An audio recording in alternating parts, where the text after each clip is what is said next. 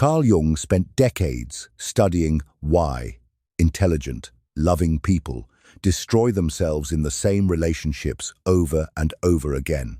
And he found something most people are not ready to hear. The person you keep attracting?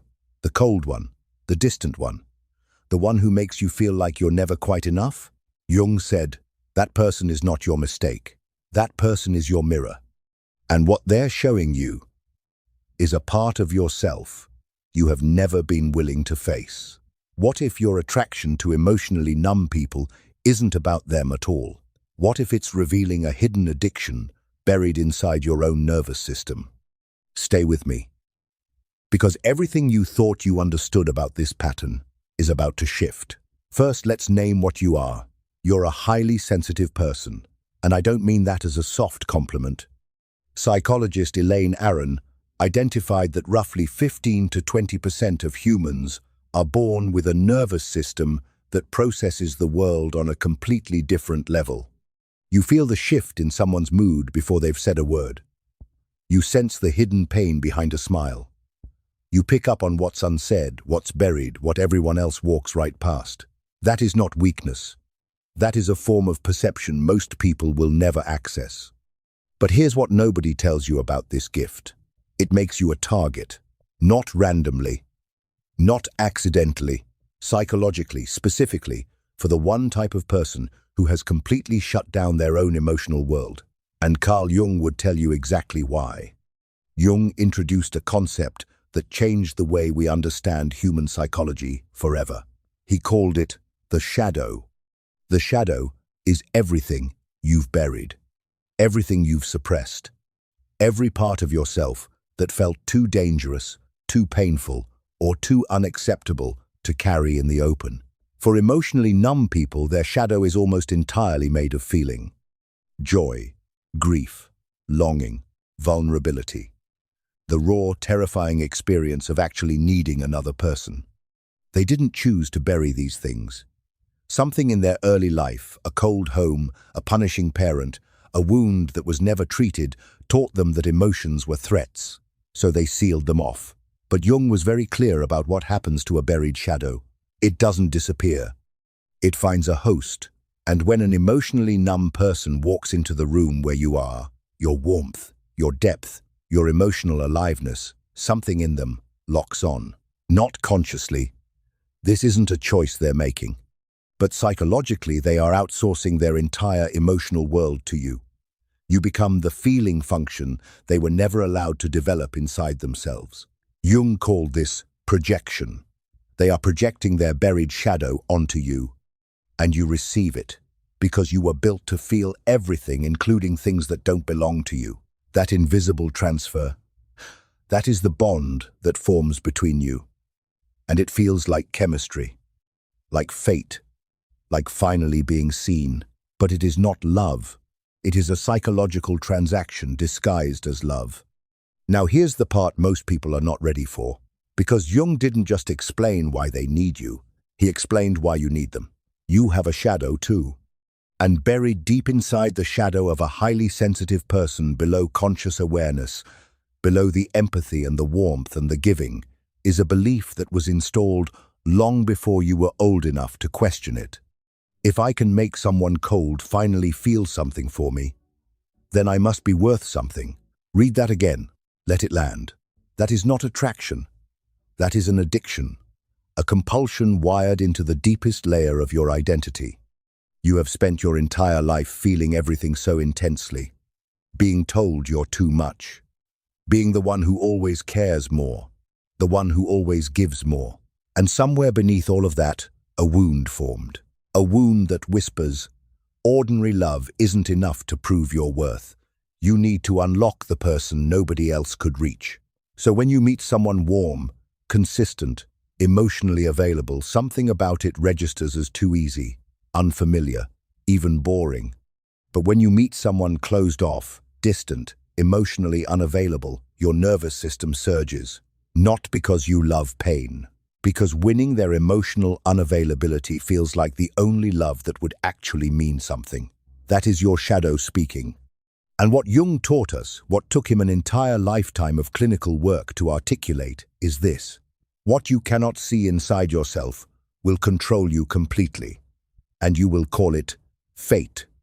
Jung believed that the patterns we repeat in adult relationships are almost always reenactments of something unresolved from childhood. He called it the compulsion to repeat, the unconscious mind's attempt to finally master the wound it never healed. So ask yourself this, and be honest. Was there someone in your early life who was emotionally unavailable? A parent who was physically there but somewhere else entirely? Someone whose love felt conditional, something you had to earn, perform for, or constantly work to keep? If yes, your nervous system received a very specific education about what love looks like. Love feels like effort. Love feels like uncertainty. Love feels like finally getting warmth from someone who usually gives none. So when emotional availability arrives as an adult, open, consistent, steady, your nervous system doesn't recognize it as love.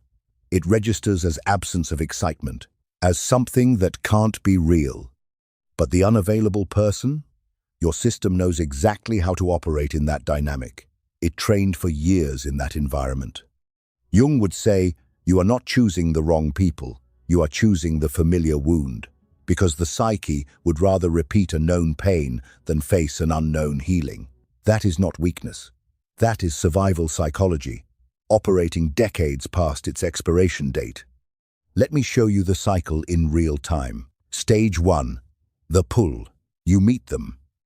The emotional distance creates a magnetic force. You sense depth behind the wall. You feel strangely honored just by the fact that they're engaging with you at all. Stage 2. The glimpse. They give you one unguarded moment, one crack in the armor where something real comes through, and that single glimpse becomes the thing you spend months, sometimes years, trying to recreate.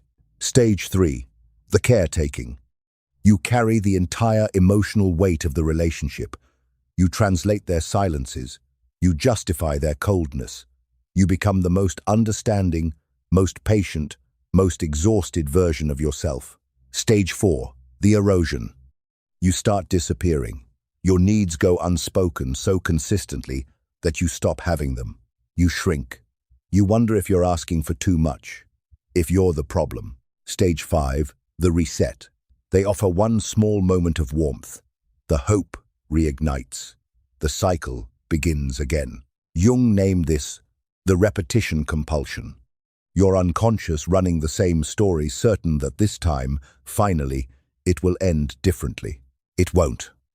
Not until you rewrite the story at its root. Jung's answer was not avoid emotionally unavailable people. His answer was, integrate your own shadow. Because the moment you bring these unconscious patterns into full conscious awareness, the compulsion begins to lose its grip. Step 1. Name the belief underneath. Ask yourself honestly, do I believe I deserve love without earning it? Not the answer you want to give, the true answer. That belief, whatever it is the engine running this entire pattern. Step 2. Stop auditioning to be someone's emotional awakening. You are not a healing project. You are not therapy. You are a human being who deserves a partner, not a patient. Every time your mind says, I can change them, recognize that as your shadow making a bid for validation. See it. Name it. Don't follow it. Step 3. Let consistency feel like excitement. This is the hardest rewiring you will ever do. Your nervous system has been trained to interpret uncertainty as passion, emotional unavailability as depth, distance as mystery. But emotional availability is not boring. It is what love actually looks like when it's healthy. Train yourself to feel that. It takes time. It is worth everything. Step 4. Make the unconscious conscious. Therapy, journaling, honest reflection, whatever it takes. Because Jung was right about this above everything else. Until you face what lives in your shadow, it will keep choosing your partners for you. Jung said, until you make the unconscious conscious, it will direct your life, and you will call it fate. You have been calling this fate. Wrong timing, wrong person, bad luck. But it was never fate. It was a wound, running silently in the background. making choices you thought were yours. You are not too sensitive. You are not broken. You are not too much. You are someone who has been pouring the deepest parts of yourself into people who were never built to receive it, and that ends the moment you decide to see it clearly. Drop a comment right now. Tell me, which part of this cycle have you lived? Stage 2? Stage 4? The reset? I want to hear from you. Because you are not alone in this. If someone you know is stuck in this exact pattern, share this video with them today. It might be the thing that finally shifts something. Subscribe if you haven't. We go this deep every single time. I'll see you in the next one.